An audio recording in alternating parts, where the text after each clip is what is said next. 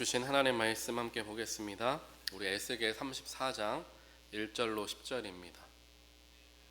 에스겔 34장 1절로 10절까지 말씀 저와 여러분이 함께 합독하도록 하겠습니다. 1절부터 읽겠습니다.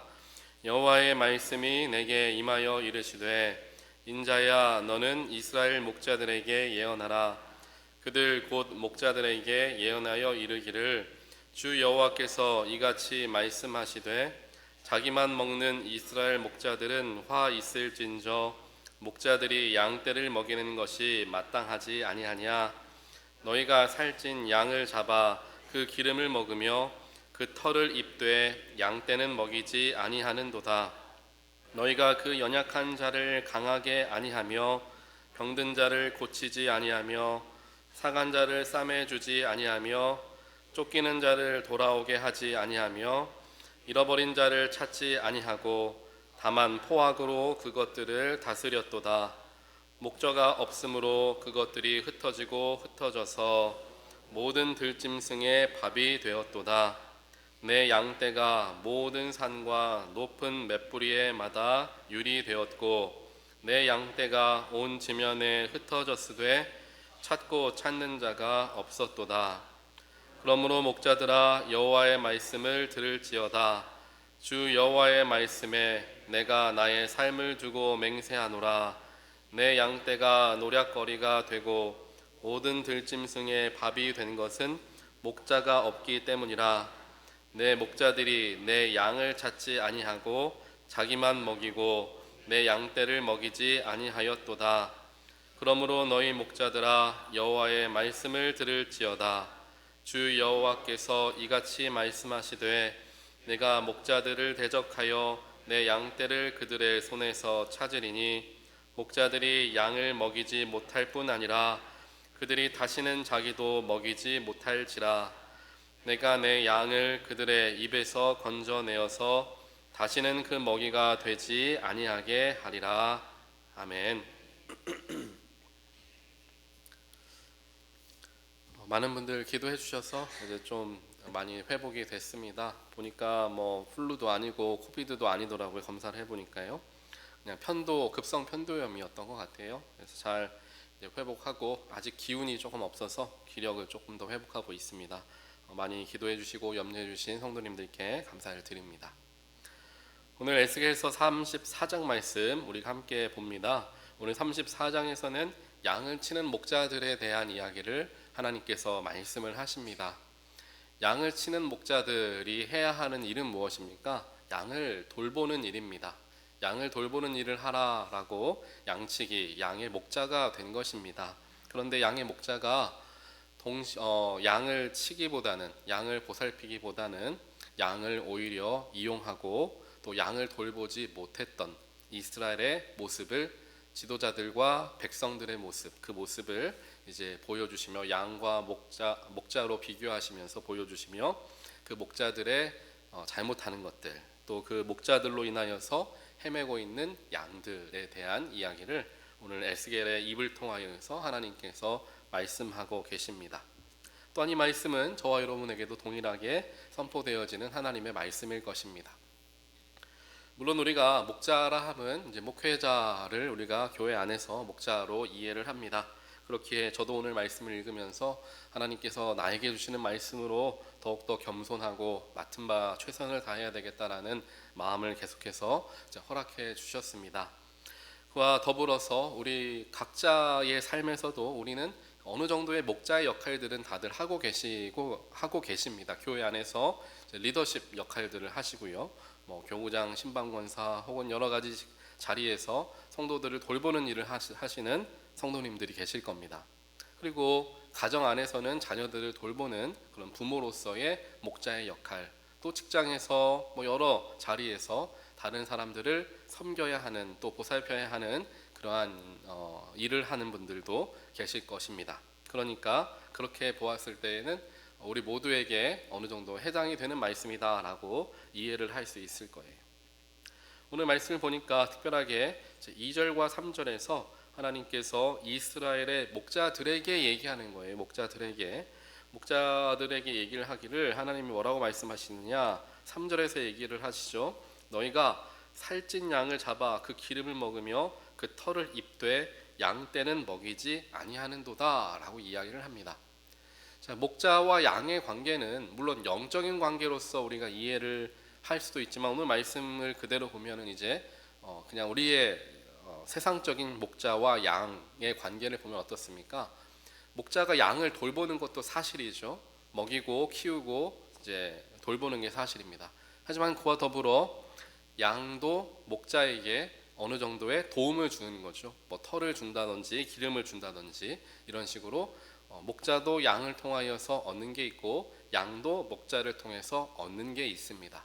이렇게 모든 게 같이 순환하게 되었을 때 이게 건강한 관계가 되는데 오늘 말씀을 보니까 그게 끊어진 거예요.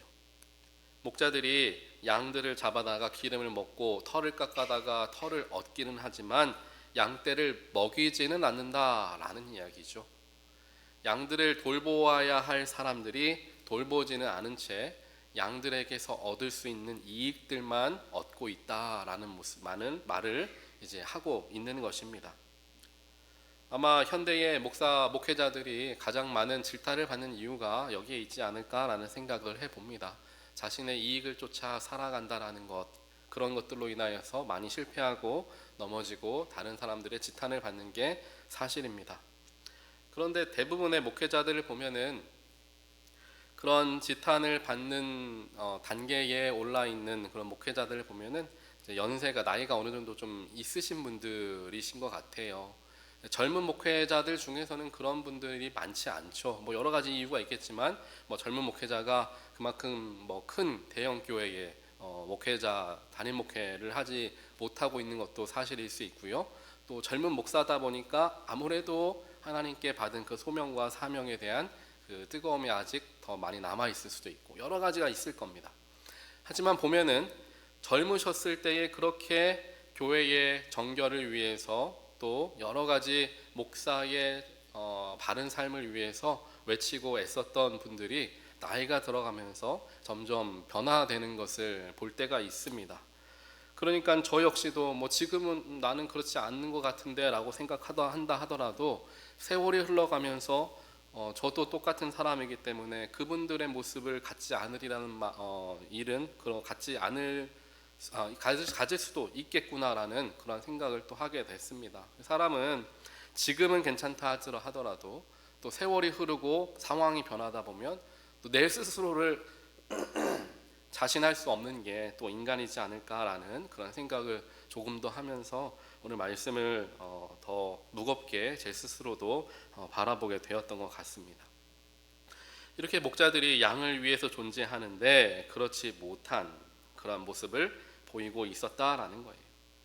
오늘 이 말씀을 함께 살펴보면서 나는 나에게 맡겨진 사람들을 성심성의껏 섬기고 있는가 우리의 삶을 한번 돌아보길 원합니다. 내 가족이 되었던 내 자녀가 될 수도 있을 거예요. 그 내가 맡은 사람들을 내가 온전하게 섬기는가 아니면 나의 만족을 위해 이용하거나 사용하는가라는 거죠. 자녀들이 그러한 역할들을 할 때가 있죠. 부모가 보았을 때 자녀들을 나의 만족을 위해서 자녀들을 이렇게 저렇게 이제 만들어 가기도 합니다. 또 교회 안에서나 여러 자리에서 맡겨진 사람들을 내가 이 사람들을 섬겨야 할 사람들이다라고 생각하기보다는 이 사람들은 나를 위해 일하는 사람들이다라는 생각으로 조금 바라보는 시점이 다를 수가 있다라는 것이죠. 근데 오늘 말씀에서는 다른 사람들을 대하는 모든 목자의 역할을 하는 사람들은 섬김의 자세로서 그들에게 다가갈 수 있어야 함을 가르쳐주고 있습니다. 그런데 여기서 한 가지 우리가 조금 더 마음을 써야 하는 부분은 4절에 나와 있습니다. 목자가 양들에게 어떻게 해서는 안 된다라는 이야기를 하죠. 그렇게 하면 양들에게 해가 되기 때문에 목자에게도 그것은 죄가 된다, 책임이 된다라는 이야기입니다. 그런데 4절을 보니까 반대로 해야 할 일을 하지 않고 가만히만 있는 것도 죄가 될 수 있다라는 이야기를 합니다. 4절을 보니까 연약한 자를 강하게 하지 아니하고 병든 자를 고치지 않고 상한 자를 싸매주지 않고 쫓기는 자를 돌아오지 않게 하며 잃어버린 자를 찾지 않고 라고 얘기합니다. 아무것도 안 하고 가만히 있는 거예요. 뭔가 죄를 지은 건 아닙니다. 가만히 있었던 거니까. 뭔가를 해야 우리는 죄를 짓는다라고 생각하지 않습니까? 근데 이 4절 말씀을 보게 되면 내가 가만히만 있는 것도 죄가 될 수 있다라는 것을 오늘 말씀은 가르쳐주고 있다라는 겁니다. 무슨 이야기입니까? 연약한 사람을 보았을 때 그들을 돕지 않는 그러한 마음, 병든 자, 상한 자, 쫓기는 자, 잃어버린 자들을 내가 보면서도 그들을 위하여서 내가 헌신하고 도움을 드릴 수 있는, 줄 수 있는 그러한 행동을 하지 않는 것조차도 그것이 죄가 될 수 있다라는 거죠. 마치 선한 사마리아인 예화를 다들 아실 겁니다. 그와 같이 내가 행위로 옮기지 않고 그냥 가만히 지나가거나 못 본 채 하는 것 자체도 하나님 보셨을 때에는 죄가 될 수 있음을 오늘 말씀 4절에서는 이야기를 한다라는 거예요. 목자의 역할에 이런 모든 것들이 포함되어 있다라는 겁니다. 여러 연약하고 힘든 자들을 돌보고 그들을 세우는 역할들을 감당하는 것이 목자들에게 주어진 책무다라고 가르치고 있는 것입니다. 그러면서 이제 마지막에 10절에서 오늘 1절부터 10절 말씀 중에 가장 중요한 말씀이 10절 말씀이 됩니다. 10절 말씀을 보면 이렇게 얘기하시죠. 내가 목자들을 대적하여 내 양떼를 그들의 손에서 찾으리니 라고 이야기합니다. 하나님께서 즉 인간이라는 그 목자, 인간이라는 목자 대신에, 그들 대신에 하나님이 직접 우리의 목자가 되어 주시겠다라는 이야기를 하고 있는 겁니다. 목자가 비록 양을 버렸지만 하나님께서는 그 잃어버린 양들을 대신 찾으신다. 대신 찾기 위해서 누굴 보내셨습니까? 바로 예수 그리스도를 보내셨죠. 사람은 실패했지만 하나님은 실패하지 않으셨던 것입니다. 그렇기 때문에 마찬가지로 우리 목자가 아닌 만약 양의 자리라 스스로를 생각했을 때에는 우리의 신뢰는 사람이 아니라 하나님께 두어야 함을 다시 한번 우리가 확인할 수 있게 된다라는 거예요. 아무리 목자라 할지라도, 아무리 높은 리더의 자리에 있는 사람이라 할지라도 그 사람은 한계가 있는 사람일 수밖에 없다라는 한계를 우리가 함께 볼 줄 알아야 하고, 그렇기에 사람에게 마음을 두고 사람을 의지하려는 나의 생각과 마음을 하나님께 돌릴 수 있어야 한다라는 사실입니다. 사람을 바라보고 의지할 때에는 실망이 찾아오는 순간을 피할 수 없습니다. 하지만 하나님을 바라보는 사람은 결코 실망할 수가 없게 되는 것입니다. 왜냐? 하나님은 변하시지 않는 분이시기 때문이죠. 인간은 언제든지 변하고 그 말을 바꾸고 태도가 바뀌어질 수 있습니다. 하지만 하나님은 결코 그런 분이 아니시기 때문에 우리가 온전하게 의지할 만한 유일한 분이 바로 우리 하나님인 것을 기억하시고 하나님을 더욱더 바라보고 하나님께 마음을 두게 되는 저와 여러분 되시기를 주님의 이름으로 간절히 축원드립니다. 그래서 결국 우리의 진정한 목자는 하나님 예수 그리스도이시다라는 것. 그렇기에 양들이 할 일은 목자를 쫓아 따라다니는 것, 목자 곁에 머무는 게 양이 할 가장 큰 일이다라는 것을 기억하며 언제나 주님 곁에 머물기 위해, 주님이 주시는 꼴을 먹으며 살아가기 위해 주님과 가까이 지내게 되는 저와 여러분의 삶이 되시기를 다시 한번 주님의 이름으로 간절히 축원드립니다. 같이 기도하겠습니다. 사랑의 하나님, 감사합니다. 오늘 말씀을 통하여서 목자의 역할에 대하여서 다시 한번 보여주시며 또한 그 무거운 책무를 리더십들에게 또 목회자에게 알게 하시니 하나님 감사합니다. 이런 무거운 책무를 가지고 있는 자들에게 힘과 능력을 허락하여 주시어서 비록 연약한 사람의 인간의 모습이지만 그럼에도 불구하고 하나님의 능력으로 맡겨진 여러 모양의 양들을 성심성의껏 섬기고 돌보는 데 충성을 다하는 그러한 목자들 되어질 수 있도록 하나님께서 그 책무를 맡고 있는 모든 백성들 가운데 함께하여 주시옵소서. 또한 우리의 진정한 목자가 되시는 분은 오직 하나님 한 분이심을 믿습니다. 나의 인생 가운데 나의 인생의 길을 인도하시고 이끄시고 때에 따라 꼴을 주시고 물을 먹이시는 분은 오직 예수 그리스도 한 분임을 기억하며 주님의 때에 주님을 따라 주님을 순종하는, 주님께 순종하는 우리 모든 주님의 양들 되어질 수 있도록 우리 모든 성도들 가운데 그러한 마음과 그러한 마음의 중심을 주여 허락하여 주시옵소서.